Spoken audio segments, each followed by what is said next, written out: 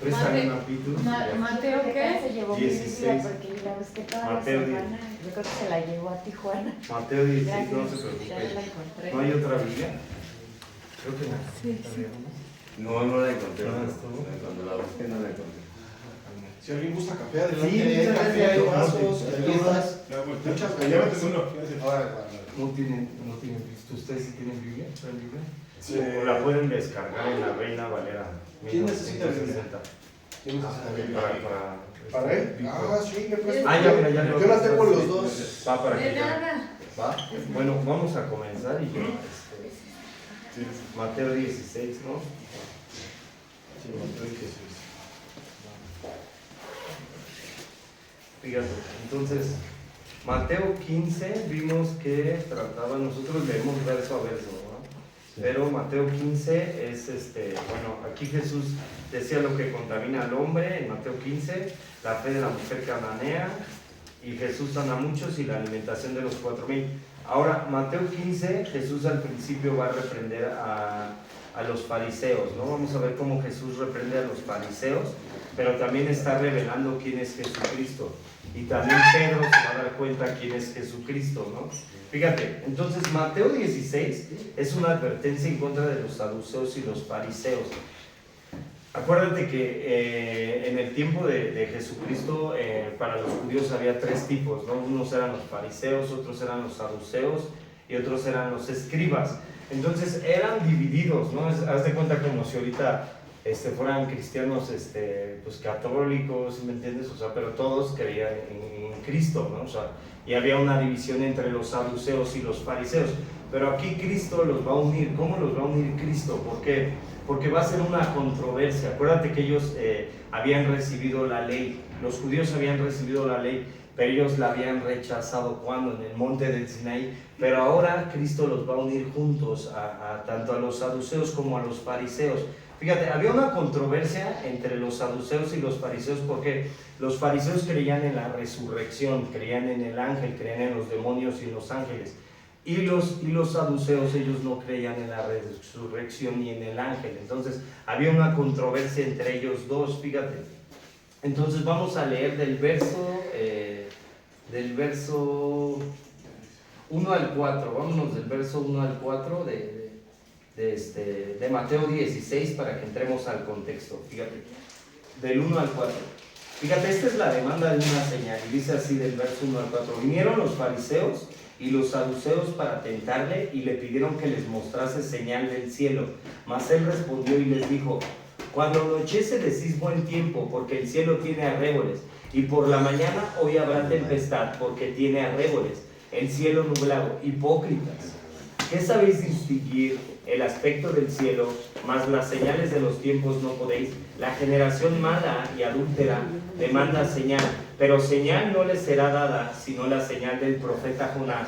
Y dejándolo se fue. Vamos a orar. Amado Padre, te damos gracias, mi Dios, y te pedimos, Señor, que esta palabra que se caiga en tierra firme, Señor, abre nuestros corazones, nuestro entendimiento, Señor, y sé tú, mi Dios, en nuestras vidas, Señor. Toca cada corazón, Señor, quita todo estorbo para entender tu palabra, Señor, y sé tú, mi Dios, te lo pedimos y te lo rogamos, Señor, en el nombre de Jesús, Padre, oramos, amén y amén. Entonces, fíjate, ¿qué es lo que están pidiendo los fariseos? Señales, ¿sí? ¿Por qué? Porque realmente ellos esperaban un libertador, un Mesías verdadero que los libertara de la opresión de Roma, ¿sí? Aquí el problema de los fariseos y de los saduceos es que esperaban un libertador, y Jesucristo no entró como libertador a Roma, sino Jesucristo como entró en mansedumbre, en humildad, ¿sí? Cuando tú ves a los profetas que están anunciando a Jesucristo, por ejemplo, ves a Zacarías dijo que Jesucristo iba a entrar en un pollín humildemente, ¿no? Y ellos esperaban un libertador que los quitara de la opresión romana, porque acuérdate que ellos pensaban en ese Mesías, ¿no? Como el libertador. Pero aquí lo que hizo Jesucristo es que entra humildemente, ¿sí? O sea, Jesucristo entra humildemente. ¿Y qué era lo que esperaban ellos? Fíjate, aquí el problema, fíjate, vinieron los fariseos y los saduceos. Su trabajo de equipo de estos dos demostró el gran temor entre los líderes religiosos, y los saduceos y los fariseos eran enemigos de larga distancia, y el hecho de que se juntaron para ir en contra de Jesús demuestra que los consideraba como una amenaza grave. Ellos piden una señal, pero esta señal ¿cómo va a ser dada? Solamente como el profeta Jonás. ¿Por qué? Jesucristo es comparado a Jonás porque Jonás llegó a predicar el evangelio ¿a dónde? A Nínive. Los asirios eran así atroces en la forma de conquista y todo. Entonces Jesucristo va y les predica a Jesucristo. Jonás va y les predica a los asirios y tiene que entrar a un pez grande. Pero cuando Jonás va a esa ballena, al pez grande, lo que significa es que tuvo que resucitar, sí, de nuevo, ¿no? Morir y resucitar. Eso es lo que está apuntando a Jesucristo, es lo que trata de decir aquí la Escritura. Que él tiene la señal del profeta Jonás, que tiene que morir y volver a resucitar de nuevo. Y ellos pedían señales del cielo, ¿sí? ¿Qué es lo que pasa hoy en día también con la iglesia? A veces la iglesia, ¿qué es lo que pide? Pide señales, ¿sí? A veces ya conocemos la verdad, nos ha sido instruida la verdad, pero pedimos señales, ¿no? Y tú ves el tiempo que se vive ahorita, hoy en la humanidad, ¿no? Cómo se vive el tiempo, ¿no? O sea, cada vez es peor. Pero ese tiempo no es diferente al tiempo de hace 5,000 años, ¿no? O sea, siempre había, o sea, tú ves a los asirios y los asirios son 4,000 años antes que Cristo, 3,000, y los asirios cómo eran, torturaban, mataban, asesinaban. Hoy en día se ve todo eso. Los romanos cómo eran, los romanos eran inmorales. Los romanos tenían esa forma de inmoralidad, hacían sus fiestas. Tú ves al emperador Calígula, que era lo que hacía. O sea, no era diferente al tiempo, ¿sí? Pero tú que ves aquí a los judíos pidiendo señales y a veces la iglesia también pide señal, ¿sí? O sea, ¿qué señal pedimos? Pedimos casi una confirmación que Jesucristo venga en espíritu o en carne y nos dé una señal. Pero realmente tú ves todo lo que está pasando en el hombre, en la humanidad. Cada vez ves una sociedad más en decadencia, ves una sociedad que está más podrida, ves una sociedad que cada vez está más mal. ¿Qué ha tratado de hacer el hombre? El hombre a través de todo el humanismo ha tratado de remediar las cosas, ¿no? A través de sus valores, de su ética, de su moral. Pero solamente cómo se va el hombre a tener un nuevo comienzo. ¿Cómo va a ser con el hombre que tenga un nuevo comienzo? Que el hombre también, así como Jesucristo, esa señal que vino y murió por nosotros los hombres, el hombre también tiene que morir y volver a nacer de nuevo. La Biblia dice que la carne y la sangre no heredarán el reino de Dios. Y eso fue lo que hizo Jesucristo. Cuando los fariseos le están pidiendo a Jesucristo una señal y le están diciendo, señal no va a venir del cielo, ¿sí? ¿Por qué? Porque ellos habían escuchado a los profetas. Entonces tú ves, por ejemplo, cuando tú lees la Escritura y ves al profeta Joel y ves que dice que el sol se oscurecerá y no dará su resplandor y la luna se convertirá de sangre, ¿sí? Y tú ves ese profeta que está hablando de eso, ellos también piensan eso, ¿no? Las señales del cielo, las señales que están ocurriendo, ¿sí? Pero la señal no fue dada sino como del profeta Jonás, que es que Jesucristo vino a morir por los hombres para darles salvación. Esa es la señal que todos los hombres esperamos, ¿no? O sea, que Cristo murió por ellos. Y realmente Jesucristo se muestra para los fariseos y para los saduceos como Dios, ¿sí me entiendes? Entonces, este mismo conjunta a los dos, tanto a los saduceos como a los fariseos, y hay una controversia, ¿sí? Entonces el hombre debe de entender eso. Las señales que están dadas en el cielo, las señales que están dadas aquí en la tierra no van a ser así, pero realmente el hombre tiene que morir a sí mismo, a sus deseos, a sus anhelos, a lo que él quiere, y vivir juntamente con Cristo una nueva resurrección. Es lo que dice Pablo en Romanos capítulo 6. Estamos juntamente sepultados con Cristo para el bautismo, para vida nueva. Tiene que haber un nuevo nacimiento. El hombre tiene que vivir de nuevo para una vida nueva y seguir a Jesucristo, ¿sí? Entonces, fíjate, esa parte era lo que los fariseos y los saduceos contendían en contra de Jesús. Fíjate, los fariseos creían en los ángeles y en la resurrección, y los saduceos no. Pablo usó esta división en Hechos capítulo 23, 6 al 10. No vayas para allá, fíjate. Ahora, los fariseos buscaban y anhelaban al Mesías, y los saduceos no. ¿Qué es lo que espera la iglesia realmente? La iglesia, ¿qué es lo que espera? Tú ves un mundo lleno de dificultades, ves un mundo que es caído, ¿no? A veces, o sea, y a veces vives bien, ¿no? El Señor te da la gracia para vivir bien, o sea, el Señor te da la paz entre todas las circunstancias difíciles. el Señor te da el gozo, la alegría. Tú estás viviendo a veces pruebas, luchas, y el Señor te puede dar el gozo, la alegría. Pero ¿qué es lo que espera la iglesia? La venida de Cristo. Eso es lo que esperamos, que Jesucristo vuelva por segunda vez y restaure todas las cosas de la tierra. Porque este mundo está caído, tú ves al mundo, ¿no? O sea, y es caído, ¿no? Ves todo lo que se vive, ¿no? En el mundo. ¿Y qué es lo que espera el hombre realmente? El hombre dice, ahora sí, ya entró Morena, ahora sí está la salvación. Un nuevo presidente, va a estar la salvación. Cuando tenga un nuevo trabajo, va a haber salvación, va a haber gozo, va a haber alegría. Cuando tenga algo, va a haber paz en mi corazón. Pero realmente, ¿cuándo va a haber la paz en el corazón del hombre? Cuando se reconcilie con Dios, cuando se reconcilia con Cristo, cuando la confianza en el hombre está puesta en Cristo. El Mesías estaba ahí en ese momento. ¿Por qué? Porque era Jesucristo. Y el Mesías se mostraba entre los fariseos y los saduceos. Capítulos anteriores de Mateo, tú puedes ver cómo Jesucristo hacía milagros, hacía sanidades.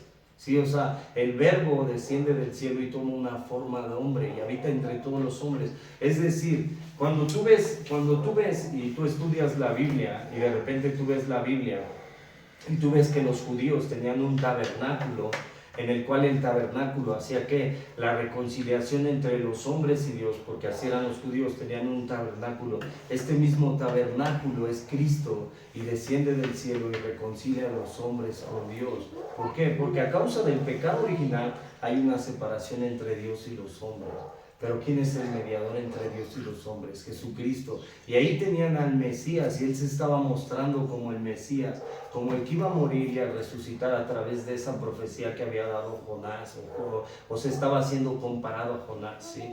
Jesucristo fue al corazón de la tierra. Cuando tú lees la escritura y te das cuenta que Jesucristo entra al corazón de la tierra, desciende al infierno. Cuando tú lees 1 de Pedro capítulo 3 verso 19, y si quieres tú lo puedes leer ahorita, en ese capítulo de 1 de Pedro verso 3, 19 al 20, Jesucristo dice que desciende al infierno y le predica a los ángeles encarcelados. ¿Sí? Eso es a lo que se refiere. Tuvo que ir al corazón de la tierra también y morir y resucitar para una vida nueva. Entonces Jesucristo es la verdad, Jesucristo es la vida, era lo que estaban mostrando los fariseos. Fíjate, ahora, todos los profetas, cuando tú lees todos los profetas, van a apuntar a Jesucristo. Todos los profetas de la antigüedad, los que mencionan esto, los fariseos, los saduceos. Entonces, por ejemplo, cuando tú les vamos a ir a Isaías capítulo 7, verso 14 al 16, y también vamos a tomar Jeremías 23, 5, 9, esto va a apuntar a Jesucristo. Ve Isaías capítulo 7, verso 14 al 16, vamos a Isaías, fíjate. Isaías 7, verso 14 al 16. Ve cómo aquí Isaías va a apuntar a Jesucristo. Y ellos, aunque Isaías apuntaba a Jesucristo, ellos aún no confiaban en Jesucristo, los fariseos y los saduceos. Fíjate, dice así, del verso 14 al 16, dice: por tanto, el Señor mismo os dará señal, he aquí que la Virgen concebirá y dará a luz un hijo y llamará su nombre Emmanuel. Comerá mantequilla y miel hasta que sepa desechar lo malo y escoger lo bueno, porque antes de que el niño sepa desechar lo malo y escoger lo bueno, la tierra de los dos reyes que tú temes será abandonada. Esta profecía, ¿a quién está apuntando? Emmanuel, ¿qué significa? Dios con nosotros. Y cuando dice la Virgen, eso sucede en el Lucas capítulo 1, cuando María concibe a través de un nacimiento virginal. Jesucristo había nacido realmente en carne, ¿sí me entienden? O sea, entonces ellos, ¿qué era lo que estaban pidiendo? Una señal. Los profetas siempre van a apuntar a Jesucristo. Ahora, en la iglesia también, ¿qué es lo que pasa? En la iglesia a veces hay cierta incredulidad. ¿Por qué? Porque has visto la obra de Dios en tu vida, has visto los milagros y de repente hay cierta incredulidad en nuestras vidas. La Biblia dice en Hebreos capítulo 3, si oyeres hoy su voz, no endurezcas tu corazón como en el desierto. Todas las cosas que vivieron tanto los fariseos y los saduceos en el pasado, y Dios les había dado la ley y les había mostrado, eso también está hecho para la iglesia. ¿Por qué? Porque nosotros ahora representamos la Israel espiritual, la Israel adjuntada. Ahora la iglesia, ¿qué es lo que hace? Predica a Cristo crucificado, al tabernáculo que descendió del cielo. ¿Para qué? Para reconciliar a los hombres con Dios. Eso es lo que debe de hacer también la iglesia. Fíjate, vamos a los siguientes versos ahora, ver los siguientes versos. Vamos del verso capítulo 5, verso 5:12 del capítulo 16, vamos a leer. Y ahora, Jesús advierte a los discípulos acerca de la falsa enseñanza. En estos versos ahora vamos a ver qué es lo que Jesús hace. Advierte de las falsas enseñanzas. ¿A través de quién? De la doctrina de los fariseos. Vamos a leer del 5 al 12. Fíjate, del capítulo 16, y dice así: llegando la levadura, el subtítulo es la levadura de los fariseos. ¿Qué es la levadura? La levadura es un símbolo del pecado en la Biblia. Eso es lo que significa la levadura, es un símbolo del pecado. Fíjate ahora, llegando sus discípulos al otro lado, se habían olvidado de traer pan, y Jesús les dijo: mirad, guardaos de la levadura de los fariseos y de los saduceos. Ellos pensaban dentro de sí, diciendo: esto dice porque no trajimos pan. Y entendiéndole, Jesús les dijo: ¿por qué pensáis dentro de vosotros, hombres de poca fe, que no tenéis pan? Fíjate, Jesús aquí reprendiendo también a sus discípulos. ¿Por qué? Porque tienen poca fe. Ve el verso 9, dice: ¿no entendéis aún ni os acordáis de los 5 panes entre 5,000 hombres? ¿Y cuántas cestas recogiste? Ni de los 7 panes entre los 4,000. ¿Y cuántas canastas recogiste? ¿Cómo es que no entendéis que no fue por el pan que os dije que os guardáis de la levadura de los fariseos y de los saduceos? Entonces entendieron que no les había dicho que se guardase de la levadura del pan, sino de la doctrina de los fariseos y de los saduceos. ¿Qué era lo que anunciaban los fariseos y los saduceos? La ley. Pero la ley ya había sido abrogada en Cristo. ¿Por qué? Jesucristo dijo que Él no vino a abrogar la ley, sino a que la ley se cumpliese. Porque en una jota y una tilde de la ley se tenía que quitar. ¿Cuál era la ley? La ley de Moisés, ¿sí? Los 10 mandamientos que Dios le da en el monte del Sinaí, ¿sí? Pero a lo que se está refiriendo es que realmente ya a través de la salvación para el hombre era solamente a través de Cristo, ¿sí? Es a lo que se refiere. No, la salvación del hombre era a través de judaizarse. Cuando tú lees Gálatas capítulo 5 verso 1, Pablo lo habla así, ¿no? Dice: no tienes que volverte otra vez al yugo de la esclavitud. ¿Y cuál es el yugo de la esclavitud? Volverte a judaizar. ¿Qué era lo que tenían que hacer los judíos? Tenían que hacer sus ritos para ser judíos, ¿sí me entiendes? Pero ahora Jesucristo les decía que Él era la verdad y que ya los había alimentado, que habían visto sus milagros, ¿sí? No tenían que volverse a judaizar. Ahora, para la iglesia, ¿qué es lo que significa esto? Fíjate, para la iglesia lo que significa esto en esta parte, que nos guardemos de las falsas enseñanzas, de las falsas doctrinas. Vea 2 de Pedro capítulo 2, vamos a 2 de Pedro capítulo 2, y fíjate, ve cómo lo expresa Pedro aquí en 2 de Pedro capítulo 2.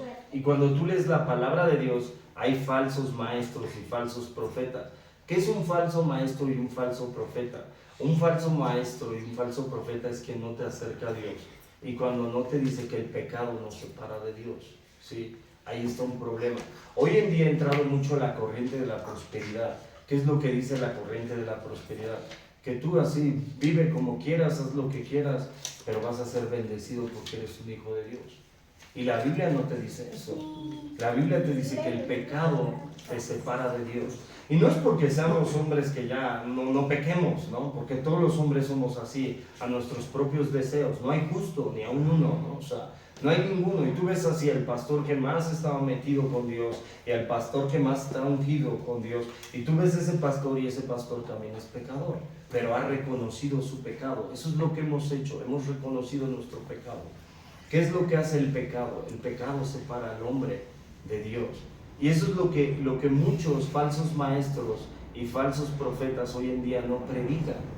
Y era lo que los saduceos y los fariseos en ese tiempo, lo que predicaban, que era la ley solamente. Pero la ley ya había pasado, porque ya había descendido Cristo del cielo. Y Cristo se mostró como la salvación para los hombres. ¿Por qué? Porque el hombre, a través de Adán, de Eva, sí, la Biblia dice en Romanos capítulo 6, dice que la paga del pecado, ¿qué es? La muerte. Mas la dádiva de Dios es vida eterna en Cristo Jesús. Todos los hombres que tú ves en la tierra, todos los hombres, si el hombre no ha recibido a Jesús en su corazón, si el hombre no sigue a Cristo, ¿qué le va a pasar al hombre?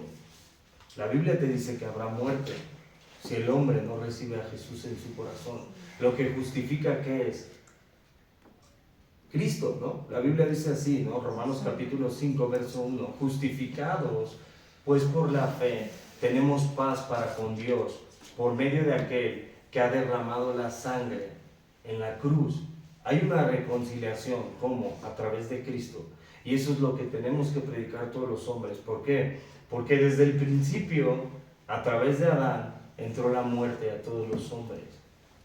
Y venimos todos los hombres de esa raíz. Y necesitamos ser reconciliados, ¿cómo? A través de Jesucristo. No hay ningún otro mediador entre Dios y los hombres, sino Jesucristo. Y eso era lo que se estaba refiriendo Cristo en este pasaje. ¿Por qué? ¿Cuál era la levadura de los fariseos? Las falsas doctrinas. Entonces, cuando tú ves 2 de Pedro, capítulo 2, fíjate, ve lo que dice 2 de Pedro, capítulo 2. Dice así: pero hubo también falsos profetas entre el pueblo, como habrá entre vosotros falsos maestros, que introducirán encubiertamente herejías destructoras, y aún negarán al Señor que los rescató, atrayendo sobre sí mismo destrucción repentina. Y muchos seguirán sus disoluciones, por causa de los cuales el camino de la verdad será blasfemado.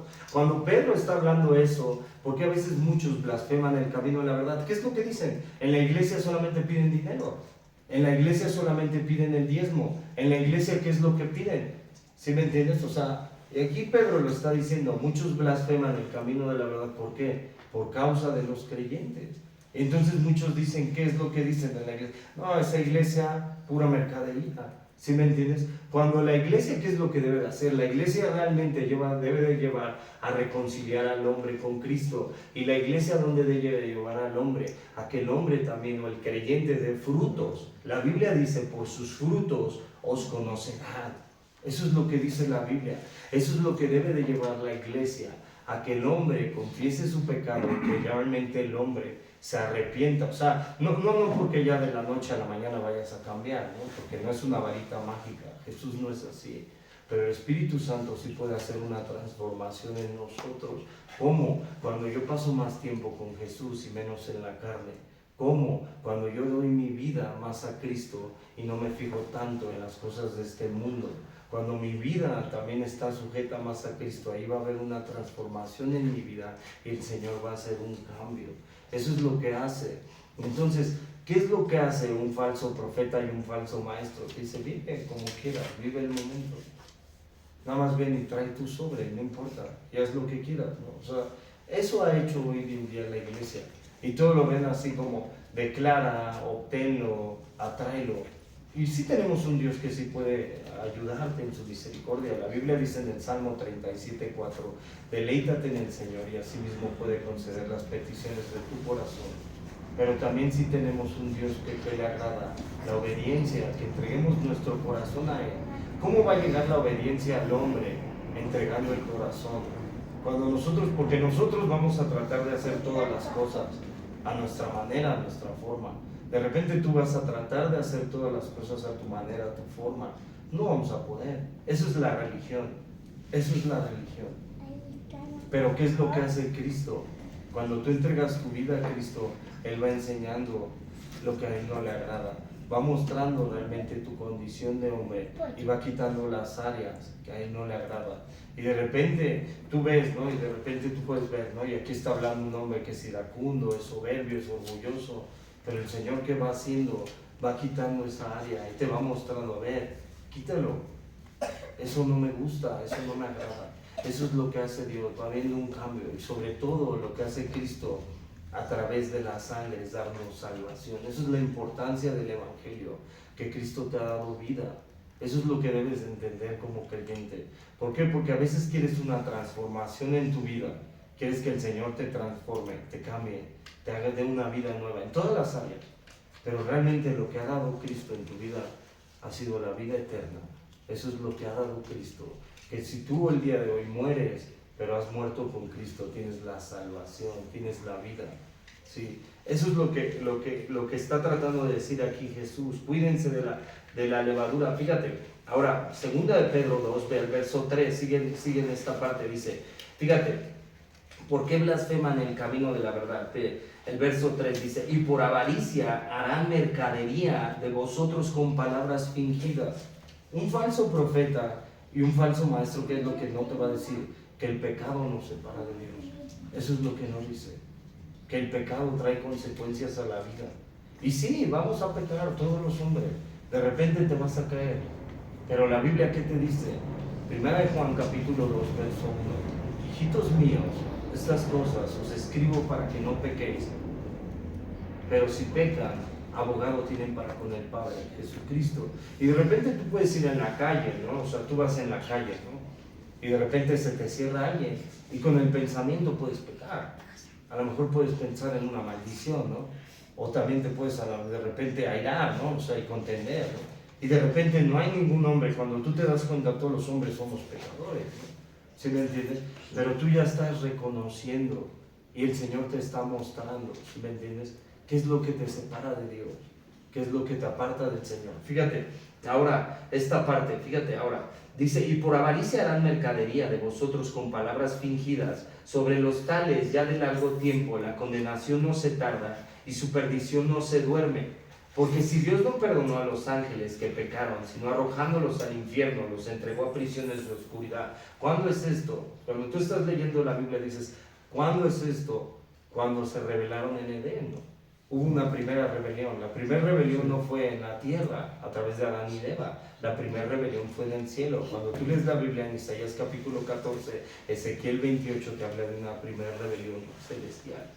Y eso fue lo que hizo Cristo. Eso fue lo que hizo Dios, aprisionó a los ángeles encadenados. Fíjate, ahora dice, porque si Dios no perdonó a los ángeles que pecaron, sino que arrojándolos al infierno los entregó a prisiones de oscuridad para ser reservados al juicio, y si no perdonó al mundo antiguo, sino que guardó a Noé, pregonero de justicia, con otras 7 personas, trayendo el diluvio sobre el mundo de los impíos, y si condenó por destrucción a las ciudades de Sodoma y Gomorra, reduciéndolas a ceniza y poniéndolas de ejemplo a los que habían de vivir impíamente, y libró al justo Lot, abrumado por la nefanda conducta de los malvados, porque este justo que moraba entre ellos afligía cada día su alma justa, viendo y oyendo los hechos inicuos de ellos. Sabe el Señor librar de tentación a los piadosos y reservar a los injustos para ser castigados en el día del juicio. Fíjate, hasta aquí me voy a quedar en esta parte. Entonces, te das cuenta que las doctrinas también pueden separar al hombre de Dios. ¿Por qué? Porque una falsa enseñanza, una falsa doctrina puede separar al hombre de Dios. Y eso es lo que está diciendo Jesucristo también a sus discípulos. Lo que les está diciendo es que la levadura de los fariseos los puede separar de Dios. ¿Por qué? Porque ahora Él es la verdad. Y la Biblia nos dice a nosotros como creyentes, conocerás la verdad y la verdad que te hará libre. Porque Cristo es la verdad. Dice, yo soy el camino, la verdad y la vida. Nadie va al Padre si no es por mí. Fíjate, entonces estos versos básicamente es lo que trata del verso 5 al 12 y tiene que ver eso con la iglesia. Que la iglesia tiene que cuidarse de las falsas enseñanzas y de las falsas doctrinas. Cristo ha muerto por los pecadores para darles salvación. Esa es la doctrina que nosotros predicamos. Que Cristo es la vida y sin Cristo no hay vida y Él es la eternidad. Fíjate, ahora sigue del verso 13, vamos ahora del verso 13 al verso 20. Fíjate, ve del verso 13 al verso 20. Ahora, fíjate, Jesús les pide a sus discípulos que le digan los otros qué dicen de Él. Eso es lo que está tratando de decir Jesús, va a confirmar. Vamos del verso 13 al 20. Fíjate, viniendo Jesús a la región de Cesarea de Filipo, preguntó a sus discípulos diciendo, ¿quién dice los hombres que es el Hijo del Hombre?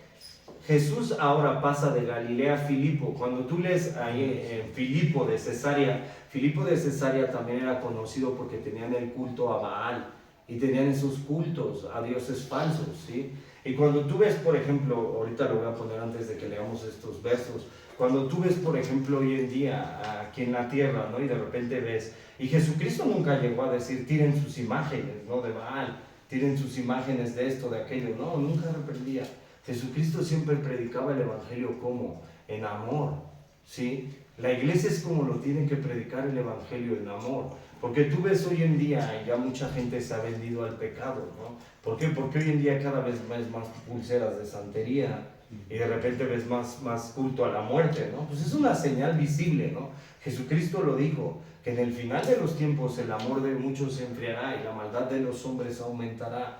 Entonces ves cada vez más gente que practica cosas, ¿sí me entiendes? Y en ese tiempo tampoco estaban tan distantes ahorita, porque Filipo de Cesarea era un lugar donde hacían culto a Baal, ¿sí? Donde había lugares, templos para Baal, ¿no? Y Baal era un enemigo de los judíos, porque si tú lees la Biblia, por ejemplo, puedes ver al profeta Elías en Primera los Reyes, capítulo 18 al 21, cuando tú ves a Elías, que Elías fue en el monte Carmelo y era perseguido por una mujer y un hombre que era un rey de Israel, que era Acab y Jezabel. Y cuando tú lees la historia de Acab y de Jezabel y de Elías, él tenía que ser perseguido porque Dios le da un mandato, a ver, ve y ora en este lugar para que no haya lluvia en la tierra.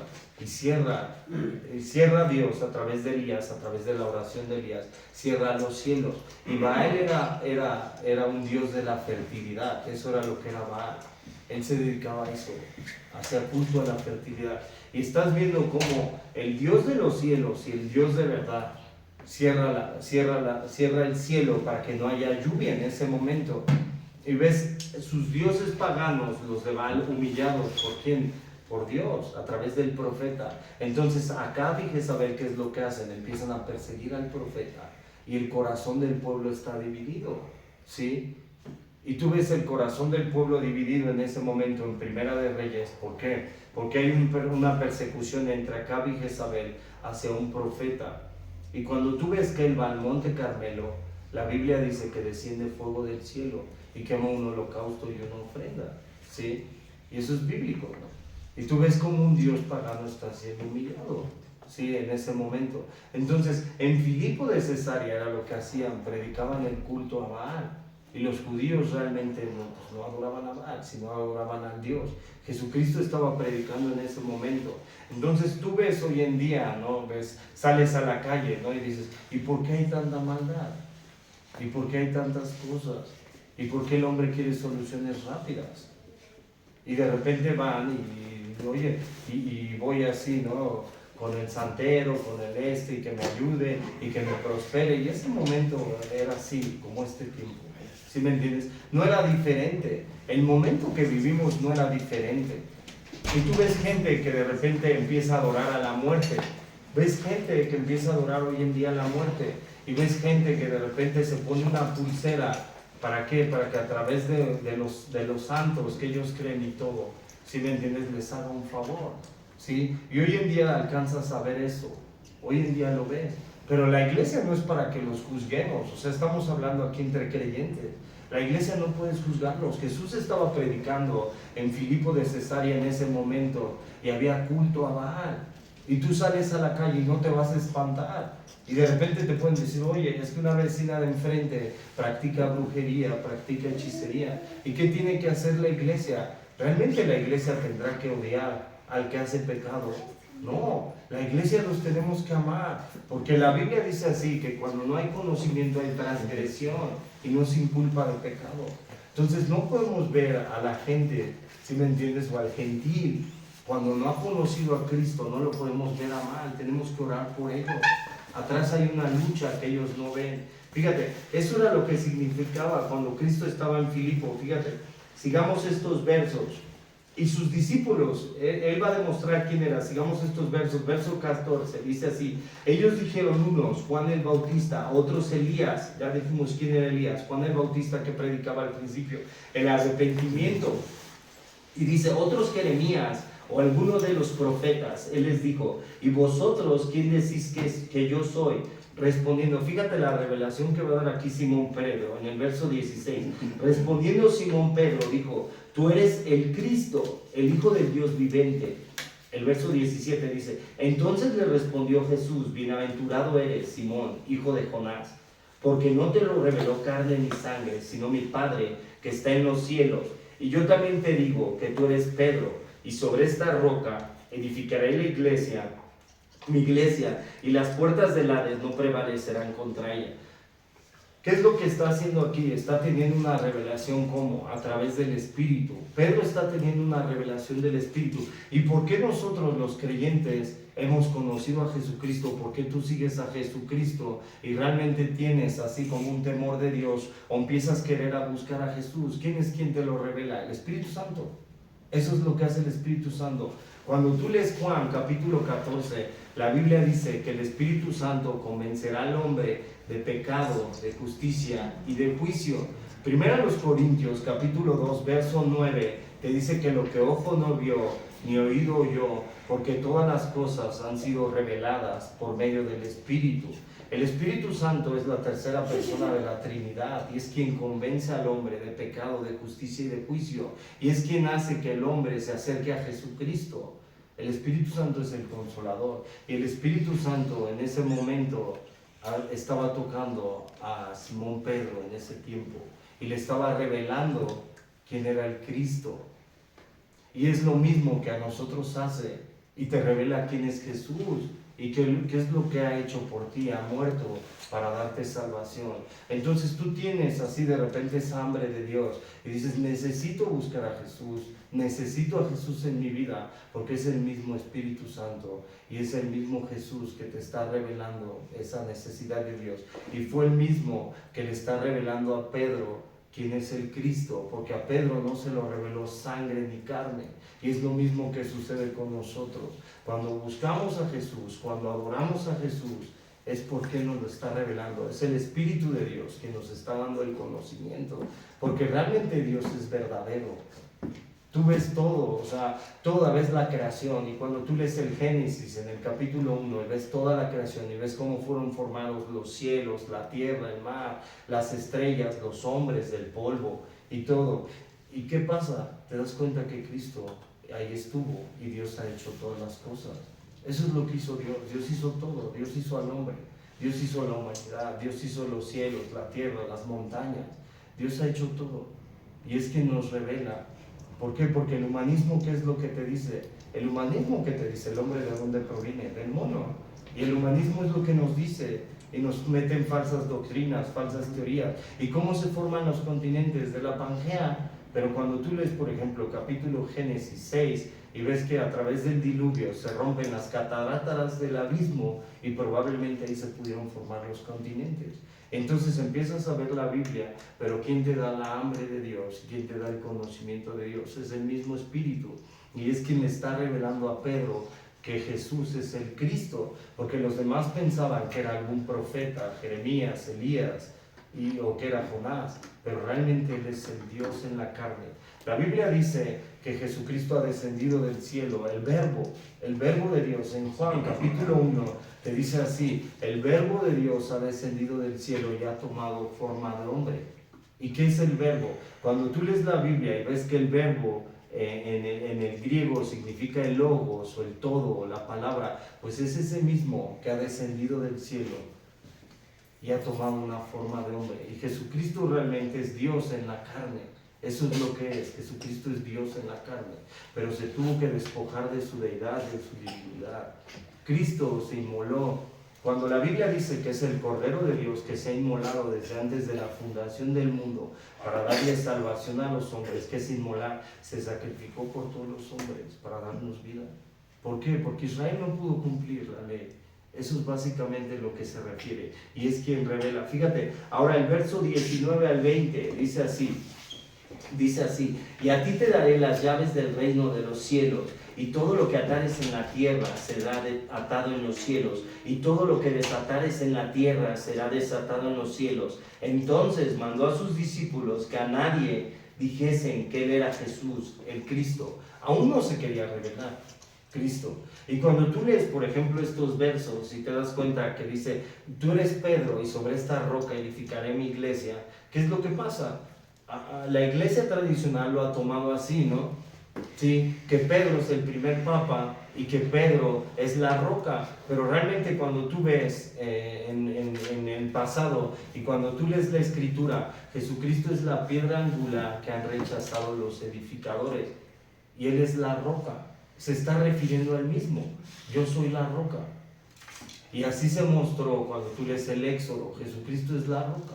Entonces, no porque realmente Pedro sea la roca, y está hablando de él mismo, y dice, y el Hades y el infierno no prevalecerán sobre ella. Cuando tú lees la Biblia, por ejemplo, lees Colosenses capítulo 2, 14, la Biblia dice que Él ha anulado el acta contra nosotros, clavándola en la cruz, despojando a toda hueste, a toda potestad, públicamente en la cruz del Calvario.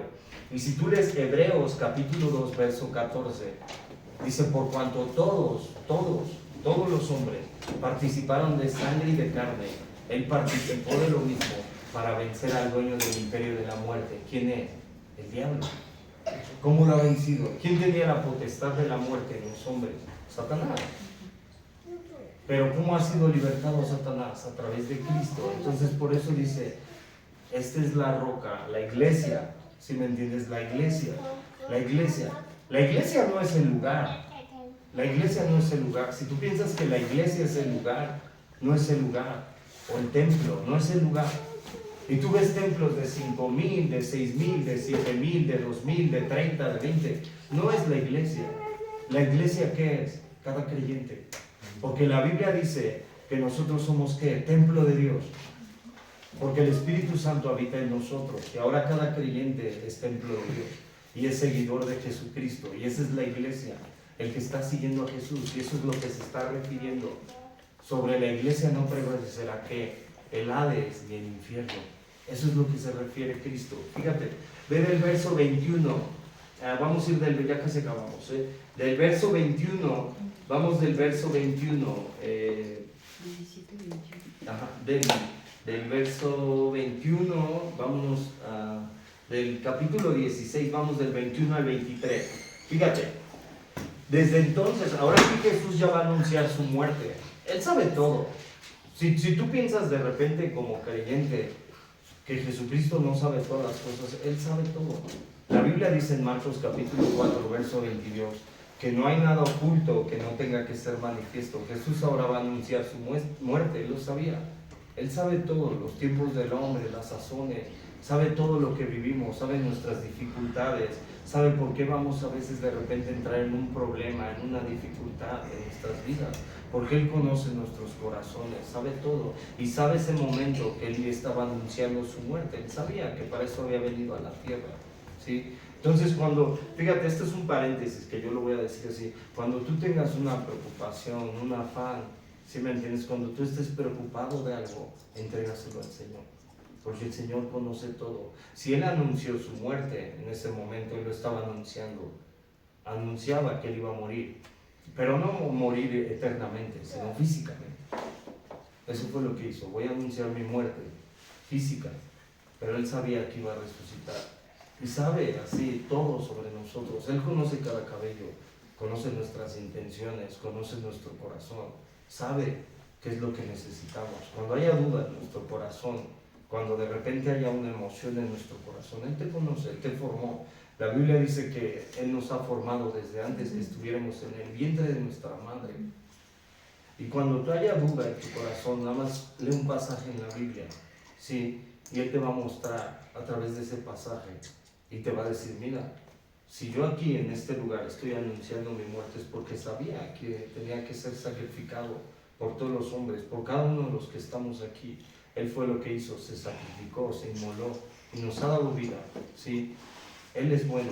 Fíjate, vamos a leer del verso 21 al 23. Fíjate, dice así: desde entonces comenzó Jesús a declarar a sus discípulos, fíjate, que le era necesario ir a Jerusalén y padecer mucho de los ancianos, de los principales sacerdotes y de los escribas, y ser muerto y resucitar al tercer día. Entonces Pedro, tomándola aparte, comenzó a reconvenirle, diciendo: Señor, ten compasión de ti, en ninguna manera esto te acontezca. Pero él volviéndose dijo: Pedro, quítate delante de mí, Satanás, me eres tropiezo, porque no pones la mira en las cosas de Dios, sino en las cosas de los hombres. ¿Qué es lo que está haciendo Satanás aquí a través de Pedro? Lo está tomando para que él no se entregue, pero él ya sabía su propósito. Jesús tenía discernimiento. Esto te está dando varias enseñanzas. ¿Por qué? Tú tienes que tener discernimiento. La Biblia dice en 1 Corintios capítulo 10, verso 13, que no hay ninguna tentación que no son humana. Y Dios no nos dejará ser tentados más de lo que podamos soportar. Y juntamente con la tentación nos dará la salida.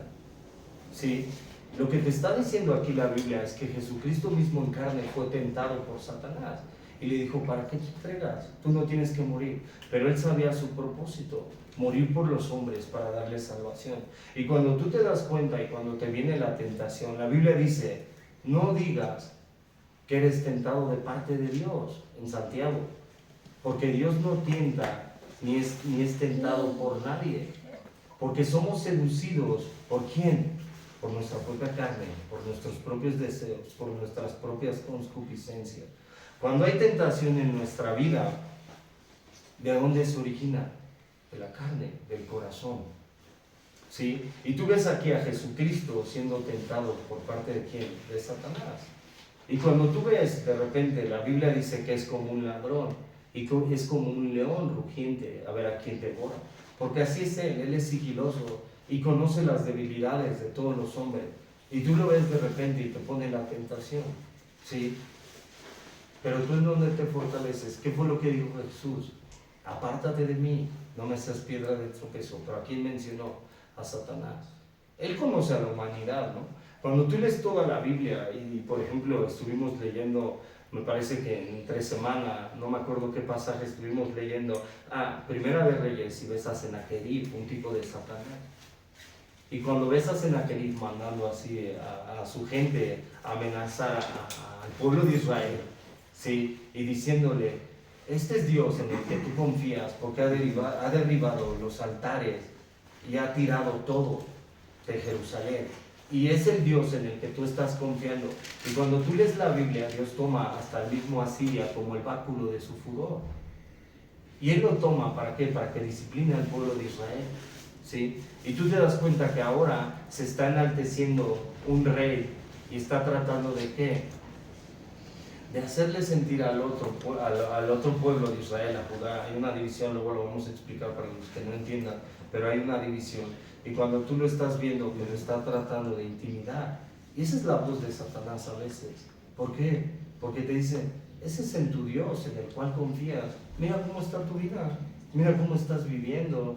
¿O para qué te acercas tanto a Dios? ¿Para qué lo buscas? Tú estás bien así, no necesitas a Dios. Pero él es como una serpiente antigua, engaña desde el principio. Cuando tú lees la Biblia en Génesis capítulo 3, tú ves a Satanás y él engaña al hombre desde el principio y tiene la artimaña y es astuto, es la serpiente antigua y es sigilosa y de repente engaña al hombre y le dice, mira, tú lo puedes hacer, tú puedes ir a pecar, mira, no te va a pasar nada. Pero la Biblia, ¿qué nos dice? Poca levadura leuda toda la masa. Y la Biblia también te dice, fortaleceos pues en el Señor y en el poder de su fuerza. Y la Biblia te dice que la lucha no es contra sangre ni carne. Cuando hay tentación también en nuestro corazón, y de repente vemos, tentación, ponle el nombre que quiera, sí, o sea, hasta, no sé, ¿no? Para gritarle a alguien o contender a alguien, a veces nos pasa, o soy el único persona, yo ya, para que yo me vaya de aquí, ¿no? Si no, ya me voy a otro lugar, ¿no? O sea, pero a todos nos pasa, ¿no? De repente hay tentación, o de quejarnos, también a veces yo soy quejumbroso, más no poder, ¿sí?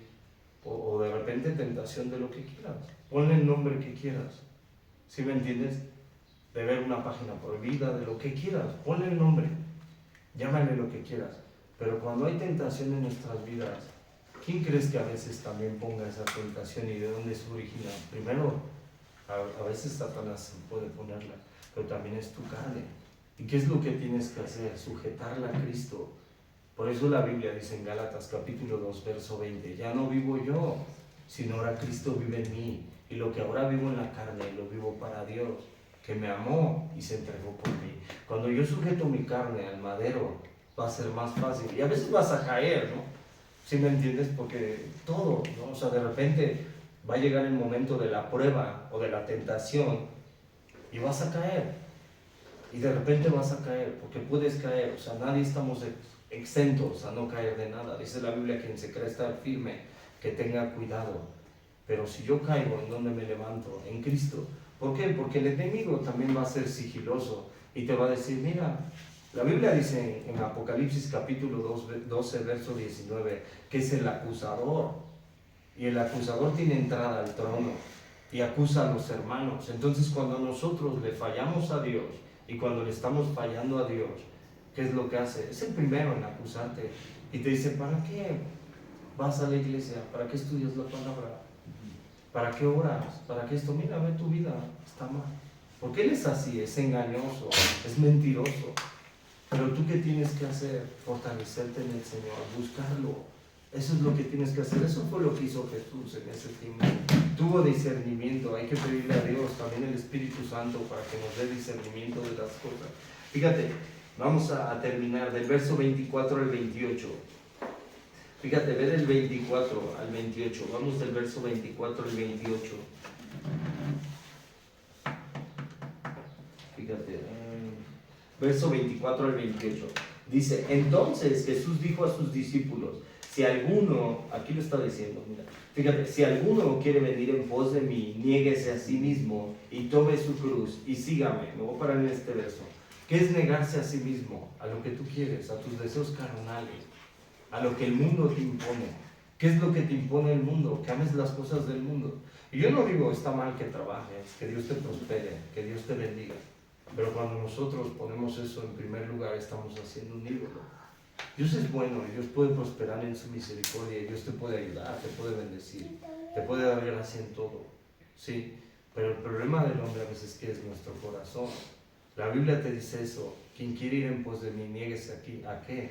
A sus deseos carnales, a lo que él quiere, y sígalo. La iglesia realmente, cada creyente debe de ser que un mini Cristo. Eso es lo que quisiéramos llegar toda la iglesia, y no es porque ya hayamos llegado, porque aún estamos en la carne, estamos en el camino y estamos tratando de llegar ¿qué? A la estatura del varón perfecto. Eso es lo que trata de hacer. Y cuando habla de la estatura del varón perfecto, no te habla de que tú seas perfecto como creyente, porque no, tenemos muchos errores. Cuando habla de la estatura del varón perfecto es la madurez como creyente. Y esa estatura y esa madurez solo la vas a alcanzar cuando, hasta que llegues a la muerte. La Biblia dice en Filipenses capítulo 1, verso 6, dice así que el que ha comenzado la buena obra, la perfeccionará hasta el día de Jesucristo. Eso es negarse, saber que eres pecador, que lo necesitas en todo tiempo. Señor, ayúdame. Yo no controlo aún, a lo mejor puede ser, no sé, mi celo, mi contienda. Yo no controlo esto, yo no controlo esta obsesión hacia esto, ayúdame. Y vas también a la Biblia, lees la Escritura, y la Escritura también te va a dar. Tú lees Efesios capítulo 6 y te vas a dar cuenta de todas las armas que Dios te da espiritualmente hablando. Y ahí te vas a dar cuenta cómo Dios te va a dar ayuda a través de la palabra. Porque la palabra, ¿qué es? También una lumbrera a tu camino. La palabra es una lámpara, la palabra te ayuda, la palabra te guía. Jesús es la palabra. Todo el creyente tiene que ser que oración, palabra, tiene que ir más ahí, porque la palabra también nos va a mostrar nuestra condición como hombre. Dice que la palabra es como una espada de doble filo que penetra hasta las coyunturas y discierne los pensamientos de las intenciones del corazón. Eso es lo que hace la palabra, nos muestra nuestra condición como hombres. Fíjate, el verso 25 dice, porque todo el que quiera salvar su vida la perderá, y todo el que pierda su vida a causa de mí la hallará. Y a veces digo, bueno, yo nunca me imaginé predicar la palabra, ¿no? Yo nunca me imaginé así, ni estar en un lugar y conocer a Cristo, ¿no? Y eso es perder tu vida a causa de Él, seguirlo. Eso es, a veces tenemos que perder nuestra vida para hallar la vida eterna. Seguir a Jesús en todo tiempo, ¿no? O sea, yo nunca como creyente, ¿no? Yo veía y decía, esos también aleluyos, ¿no?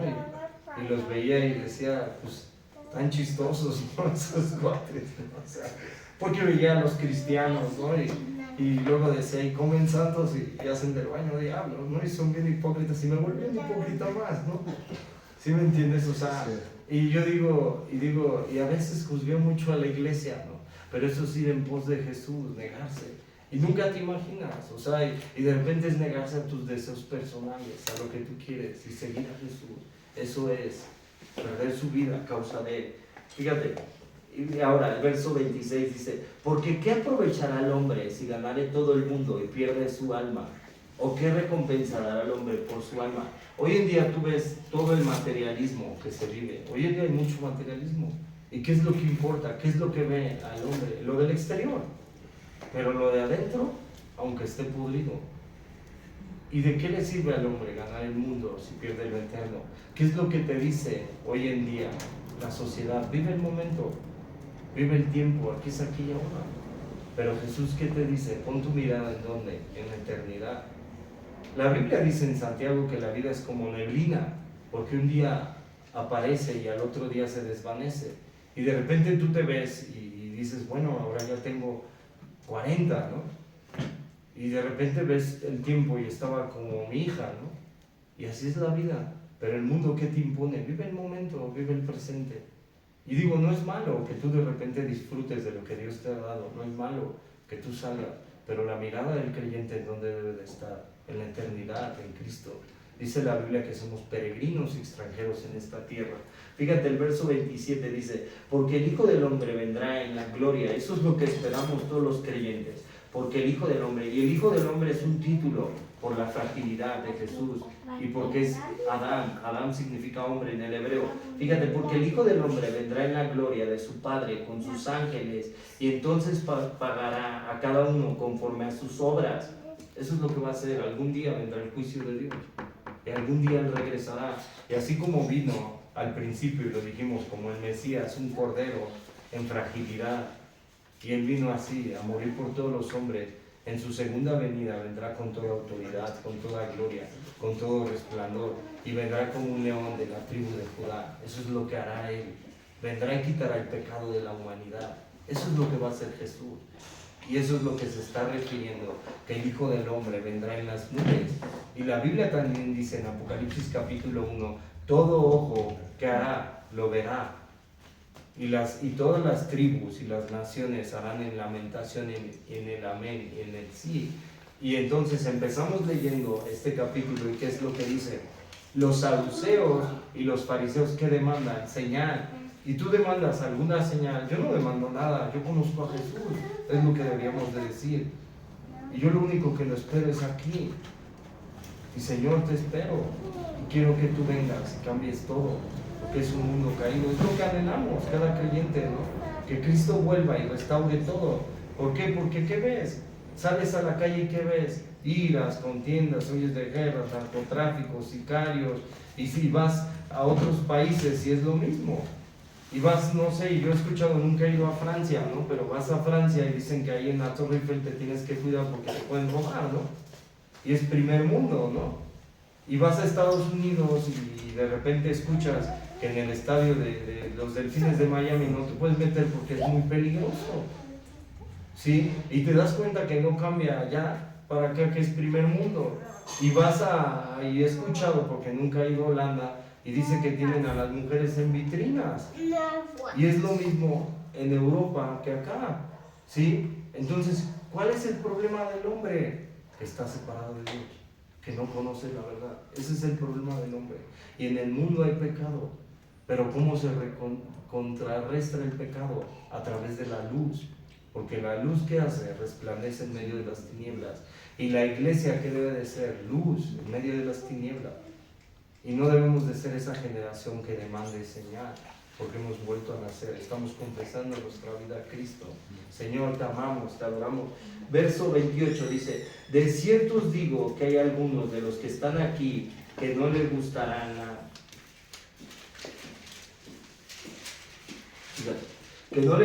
la muerte hasta que hayan visto al Hijo del Hombre viniendo en su reino. Pues hasta aquí vamos a acabar, ¿no? Hasta aquí acabamos y pues vamos a orar, ¿no? Vamos a orar y pues yo creo que Dios es bueno, ¿no? Sin palabras. Vamos a orar. Amado Padre, te damos gracias, mi Dios, por cada uno de los que están aquí, Señor. Te adoramos, te alabamos, te amamos, Señor. Te necesitamos todos, Señor, en todo tiempo, Señor. Te necesitamos más, Señor, cada día, Señor. Pues ayúdanos, Señor, a no ser esa generación, Señor, que demande señal, Señor, a que pues sepamos, Señor, que tú realmente eres real, Señor, que tú veniste y molaste, Señor, en la cruz del Calvario, Señor. Veniste a morir por nosotros, Señor. Tú nos has dado vida, Señor, y vida en abundancia, Señor. Te pido por cada hermano que está aquí, Señor, que tú seas en su vida, Señor, toca su corazón, Señor, ayúdalos, guárdalos, Señor, bendícelos, Señor. Dales hambre y sed de ti, Señor, y que tú seas en sus vidas, Señor. Que tú los llenes, Señor, de ti, de tu presencia, Señor. Y ayúdalos, Señor, si hay alguna lucha, alguna prueba, alguna aflicción, Señor. Pues que tú seas en sus vidas, Señor. Guárdalos, Señor. Que entreguen su vida a ti, Señor. Que te puedan conocer bien, Señor. Que tú les des hambre y sed de ti, Señor. Y ayúdanos, Señor, en todo, Señor. Quita, Señor, nosotros la levadura, Señor. Porque a veces no podemos, Señor. Nosotros no podemos, Señor, pero tú ya lo has hecho, Señor, porque tú moriste, Señor, para darnos vida, Señor, y vida en abundancia, Señor. Guárdanos, Señor, también a los que no vinieron, Señor, que tú seas en sus vidas, que tú los guardes, Señor, y que tú nos bendigas del todo, Señor. Te lo pedimos y te lo rogamos, Señor, en el nombre de Jesús, Padre, oramos. Amén y amén. Amén.